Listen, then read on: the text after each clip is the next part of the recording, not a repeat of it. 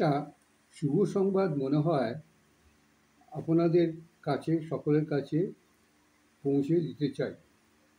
একটা বিশেষ ধারণা দিন দিন দৃঢ় হচ্ছে। নিকট ভবিষ্যতে ভারতের একটি বিশেষ শুভ পরিবর্তন আসতে চলেছে, যার প্রভাব সারা বিশ্বে শান্তির বার্তা দেবে। এটা 132 বছর আগে স্বামীজি 1893 সালে ব্যক্ত করেছিলেন আমেরিকায়। গত প্রায় 50 বছর অবিচ্ছেদ্যভাবে সদ্গ্রন্থ পাঠ ও ঈশ্বরের কৃপায় এক ব্রহ্মজ্ঞ ও একজন অতি ব্রহ্মজ্ঞের বেশ কিছু বৎসর, 8 বৎসর ও 40 বৎসর তাঁদের জীবনের শেষ দিন পর্যন্ত সঙ্গলাভে ধন্য হয়েছে। শ্রীরামকৃষ্ণের কথায় ধর্ম বুঝতে সাধুসঙ্গের কোনো বিকল্প নেই।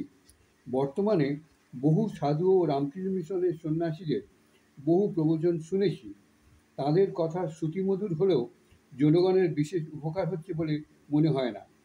কারণ হিসাবে আমার ধারণা, স্বামী বিবেকানন্দের যা শ্রীরামকৃষ্ণ প্রদত্তের ভাব ঠিকভাবে উপস্থাপনা করা হচ্ছে না। শিবজ্ঞানে জীবসেবা একটি প্রধান আদর্শ হলেও মুখ্য নয়।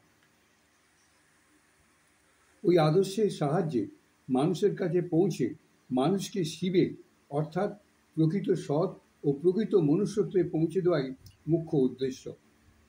স্বামীজির কথাতেই সারা পৃথিবীর ঐশ্বর্য একটা গ্রামের পক্ষে যথেষ্ট হবে না যতক্ষণ না তা প্রকৃত মনুষ্যত্বে পৌঁছায়।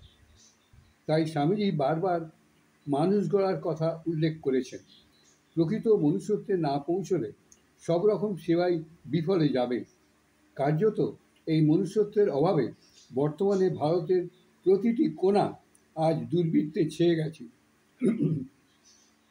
যার স্পষ্ট উল্লেখ করেছেন একেবারে স্পষ্ট ভাষায় বৃন্দাবনের স্বামী প্রেমানন্দ।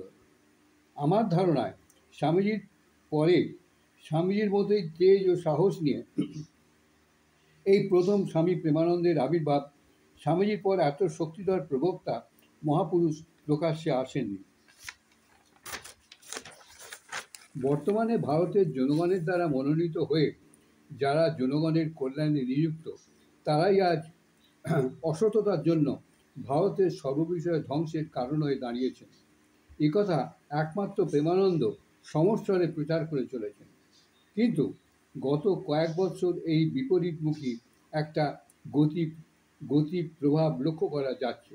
উপযুক্ত ওই সকল অতি উচ্চ নেতা, মন্ত্রী, আপাত জ্ঞানী, বিজ্ঞানী, অতি প্রভাবশালী ব্যক্তিত্ব, ভারতের প্রধানমন্ত্রী, ভারতের সর্বোচ্চ ন্যায়ালয়ের অধ্যক্ষ এই প্রেমানন্দের কাছে একে একে আত্মসমর্পণ করতে উপস্থিত হচ্ছেন। সেক্ষেত্রে প্রেমানন্দজিও একেবারে বিবেকানন্দের তেজের ন্যায় একেবারেই আপোষহীনভাবে, আবার বলছি, সেক্ষেত্রে প্রেমানন্দজি একেবারে বিবেকানন্দের তেজের ন্যায় একেবারেই আপোষহীনভাবে তাদের সংশোধনের বার্তা দিচ্ছেন। সেই উপদেশের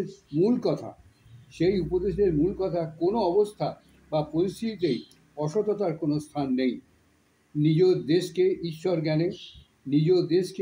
জ্ঞানে সেবা করতে উপদেশ করেছেন এবং এটাই সর্বোচ্চ পূজার অঙ্গ বলে উল্লেখও করেছেন।